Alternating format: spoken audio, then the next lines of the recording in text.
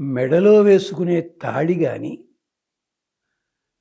నల్లపూసల హారం గాని, ఎవళ్ళకైనా కావాలంటే వాళ్ళు వేసుకోవడానికి ఇవ్వచ్చునా? అడిగారు. ముందా రెండిటి గొప్పతనం తెలుసా అమ్మా? ఇది ఎలాంటిదో తెలుసా? ఇంగ్లీష్‌లో పదం ఉందమ్మా. చాలామంది ఆడవాళ్ళు వాడతారు. మీరు ఉద్యోగం చేస్తున్నారంటారు. ఉద్యోగం చేయటం లేదని అనాలి కదా! అనరు. ఏమంటారు? హౌస్ వైఫ్‌నండి. దరిద్రపు మాట అది. హౌస్ వైఫ్ అంటే ఏమిటో తెలుసమ్మా? కట్టుకున్న భార్య ఊళ్ళో లేకపోతే, ఆ భార్య చేసే పనులన్నీ చెయ్యడానికని ఇంకొక ఆడదాన్ని అద్దెకి తీసుకుంటాడు. అంటే తిండితో పాటు అన్ని పనులు. వాళ్ళకి పేర్లు హౌస్ వైఫ్. మరి ఉద్యోగం చేయట్లేదు ఎలా చెప్పండి? Home maker. ఇది పదం. అంచేత ఈ అడగడం కూడా అలాంటిదేనమ్మా. క్షమించాలి.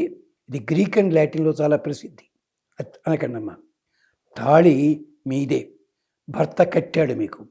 నల్లపూసలు ఆ భర్త కోసం మీరు ధరించారు. నిజానికి తాళి అన్నది కృతయుగంలో లేదు, త్రేతాయుగంలో లేదు, ద్వాపరయుగంలో లేదు, కలియుగంలో వచ్చింది. నల్లపూసలన్నవి కృతయుగం నుంచి ఉన్నాయి ఇక్కడికి. ఇది చాలామందికి తెలియదు. నల్లపూసలు సుల్తాన్లు వాళ్ళు వచ్చినప్పటి నుంచి మనకు అలవాటు అయిపోయిందండి. బాబర్ కాలం నుంచిను అంటుంటారు ఒక్కొక్కళ్ళును. ఒక వర్గం వాళ్ళు నల్లపూసలు ధరించరు, ఇంకోళ్ళు నల్లపూసలు ధరిస్తారు. ఒకళ్ళేమో నల్లపూసలు దండే వేసుకుంటారు, ఇంకోళ్ళు రెండే పూసలు. వీటన్నిటికీ మూలం యజుర్వేదము, అథర్వణ వేదంలో చెప్పారు. తాడి బొట్టు అన్నది ఉంది చూచారా? దానికి పూజ చేసినప్పుడు వైష్ణవుల ఇళ్లలో లక్ష్మీ పూజ అంటారు, స్మార్తుల ఇళ్లలో మిగిలిన చోట గౌరీ పూజ అంటారు, మరో చోట ఇంకోటి చేస్తారు. కానీ వేదంలో ఏ పూజ తెలుసా మాది? ఇంద్రాణి పూజ, శచీ పూజ. మంగళసూత్రానికి అధిదేవత శచీదేవి, ఇంద్రాణి. ఇంద్రుడికి ఏ సామ్రాజ్యం పోయినా కానీ భార్య మాత్రం దూరం కాదు. రాక్షసులు ఎంతోమంది సామ్రాజ్యాలు ఆక్రమించారు, ఇంద్రాణి వైపు తలెత్తి చూడలేదు ఎవడు కూడా. అందుకని శచీ పూజ. ఆ మంగళసూత్రం మీద 9 దేవతలు ఉంటారు.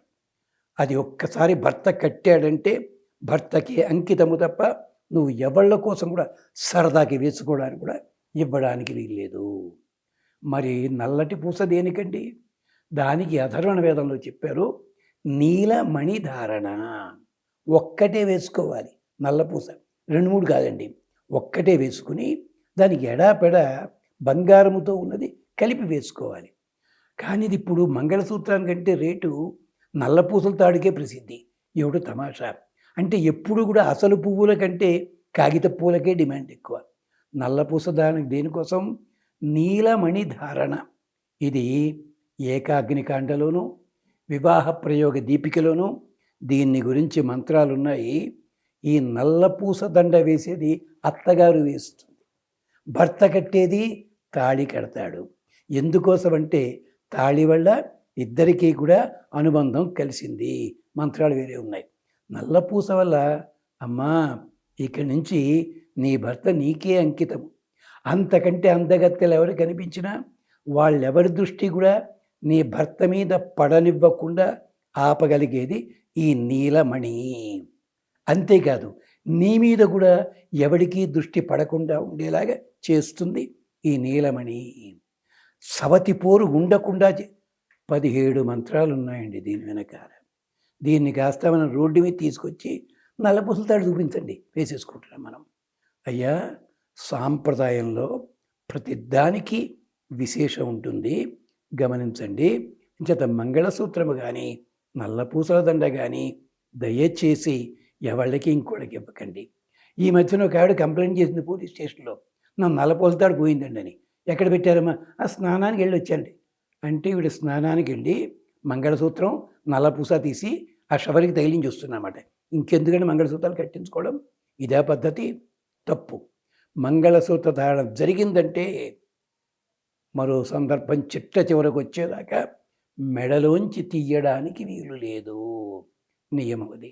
దానికి ఉన్న పవిత్రత చాలా గొప్పదమ్మా. కాస్త పెద్దలను అడిగి తెలుసుకోండి.